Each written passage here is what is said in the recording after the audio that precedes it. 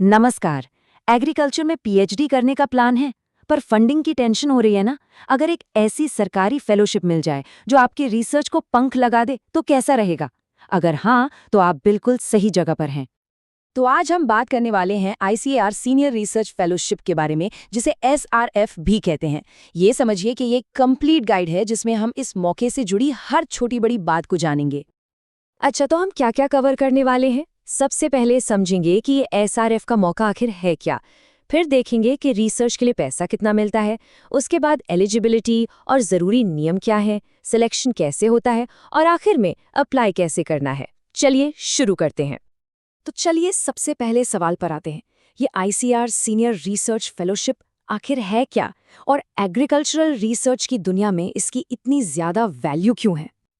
देखिए, आसान भाषा में समझें तो ये Indian council of agricultural research यानी आईसीएआर की तरफ से दी जाने वाली एक बहुत ही प्रेस्टिजियस फेलोशिप है। इसका मकसद बहुत सीधा है, देश के सबसे टैलेंटेड स्टूडेंट्स को ढूंढना और उन्हें एग्रीकल्चरल रिसर्च में आगे बढ़ने के लिए सपोर्ट करना, ताकि देश में एग्रीकल्चर से जुड़ा इनोवेशन और तरक्की करें। अब आते हैं सबसे ज़रूरी बात पर, पैसा यानी कि फाइनेंशियल सपोर्ट। देखिए, अच्छी रिसर्च के लिए दिमाग का टेंशन फ्री होना और सही रिसोर्स मिलना दोनों ही बहुत ज़रूरी हैं। तो देखते हैं कि इस फेलोशिप में क्या मिलता है। यहाँ स्टाइपेंड में एक बड़ा इंटरेस्टिंग सा फ़र्क है। अगर कोई वेटरनरी साइंसेज में रिसर्च कर रहा है तो उसे मिलते हैं पूरे 12,000 रुपये हर महीने। वहीं बाकी सभी डिसिप्लिन्स के लिए ये अमाउंट है 8,640 रुपये महीना। और बात यहीं खत्म नहीं होती। स्टाइपेंड तो है ही, उसके ऊपर से हर साल 6,000 रुपए का एक कंटिंजेंसी ग्रांट भी मिलता है। सोचिए, इस पैसे से किताबें खरीद सकते हैं, रिसर्च का छोटा मोटा सामान ले सकते हैं, या फिर फील्ड वर्क का खर्चा निकाल सकते हैं। मतलब रिसर्च करना काफी आसान हो जाता है। तो अब सवाल उठता है कि इस बेहतरीन मौके के लिए कौन कौन एलिजिबल है। तो चलिए अब जरा एलिजिबिलिटी और इसके कुछ खास नियमों पर नजर डालते हैं। ये वो चेकलिस्ट है जिसे अप्लाई करने से पहले देखना बहुत जरूरी है। तो सबसे पहली चीज, मास्टर डिग्री होनी जरूरी है। जनरल कैटेगरी के लिए कम से कम 55% मार्क्स या उसके बराबर का ओजीपीए चाहिए।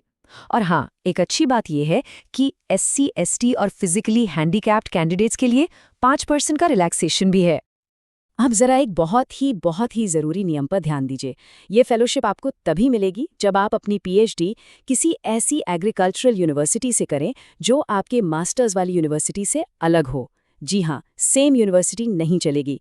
शायद इसका मकसद यही है कि आपको एक नया माहौल मिले, नए आइडियाज़ मिले, तो अपनी यूनिवर्सिटी बहुत सोच समझकर चुननी होगी।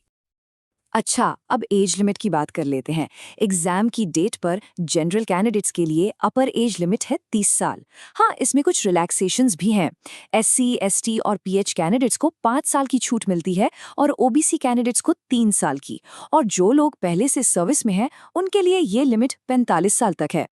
ठीक है, मान लीजिए आप सारे क्राइटेरिया पूरे करते हैं, पर अब सवाल ये है कि इतने सारे एप्लीकेंट्स में से सिलेक्शन होता कैसे है? आखिर ये फेलोशिप मिलती किसको है? चलिए अब इस सिलेक्शन प्रोसेस को समझते हैं। जवाब बहुत सीधा है, मेरिट। सिर्फ और सिर्फ मेरिट। आईसीएआर एसआरएफ का सिलेक्शन पूरी तरह से all India competitive entrance exam में आपकी परफॉर्मेंस पर बेस्ड होता है। यहाँ कोई शॉर्टकट नहीं है। आपकी नॉलेज और मेहनत ही आपको ये फेलोशिप दिला सकती है। हाँ, ये जानना भी ज़रूरी है कि फेलोशिप मिलने के बाद आप पीएचडी कहाँ से कर सकते हैं। तो इसमें सभी स्टेट एग्रीकल्चरल यूनिवर्सिटीज़ आती हैं। आईएआरआई और आईवीआरआई जैसे आईसीएआर के डीम्ड यूनिवर्सिटीज़ हैं, और बीएचयू, एएमयू जैसी सेंट्रल यूनिवर्सिटीज़ भी शामिल हैं जहां एग्रीकल्चर फैकल्टी है।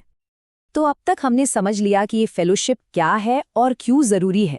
अब आते हैं सबसे प्रैक्टिकल सवाल पर, कैसे, मतलब अप्लाई कैसे करना है। तो ये रही step by step guide. Process काफ़ी सिंपल है। सबसे पहले ऑनलाइन रजिस्टर करना है, फिर अपनी सारी डिटेल्स भरनी है, ज़रूरी डॉक्यूमेंट्स स्कैन करके अपलोड करने हैं, एप्लीकेशन फ़ीस ऑनलाइन पे करनी है, और आखिर में एप्लीकेशन की एक हार्ड कॉपी पोस्ट से भेजनी है। यहाँ एक छोटी सी टिप है, अप्लाई करने बैठने से पहले ये सारे डॉक्यूमेंट स्कैन करके तैयार रखिएगा, जैसे कि पासपोर्ट साइज़ फ़ोटो, आपका सिग्नेचर और थंब इम्प्रेशन। हाँ, याद रखिएगा, मेल कैंडिडेट्स के लिए लेफ्ट और फीमेल कैंडिडेट्स के लिए राइट थंब। इसके अलावा कोई भी सरकारी आईडी और फीस पेमेंट का प्रूफ। पहले से तैयारी कर लेंगे तो लास्ट मिनट की भागदौड़ से बच जाएंगे। तो ये तो हो गई पूरी प्रोसेस की बात, लेकिन आखिर में ये समझना ज़रूरी है कि ICAR SRF सिर्फ कुछ साल के लिए मिलने वाली फाइनेंशियल हेल्प नहीं है, ये उससे कहीं ज़्यादा है। ये एक ऐसा कदम है जो किसी के करियर की पूरी दिशा बदल सकता है। ये उन लोगों के लिए एक सुनहरा मौका है जो एग्रीकल्चरल रिसर्च में सिर्फ एक जॉब नहीं बल्कि अपना एक नाम बनाना चाहते हैं। ये फेलोशिप एक बहुत मजबूत नींव रखती है। ये आपको भविष्य में एकेडेमिक्स, रिसर्च या फिर एग्रीटेक में लीडरशिप रोल्स के लिए तैयार करती है। तो अब सवाल सिर्फ एक है, इस सारी जानकारी के बाद क्या ये फेलोशिप आपकी रिसर्च जर्नी का अगला सही कदम है? क्या ये आपके सपनों को हकीकत में बदलने का एक रास्ता बन सकती है? उम्मीद है ये जानकारी आपके काम आई होगी। अगर हाँ, तो इसे लाइक ज़रूर करें। अपने दोस्तों या जूनियर्स के साथ शेयर करें जो एग्रीकल्चर में अपना करियर बनाना चाहते हैं। और हाँ, ऐसे ही ज़रूरी अपडेट्स के लिए सब्सक्राइब करना मत भूलिएगा ताकि कोई भी मौका हाथ से ना जाए। धन्यवाद।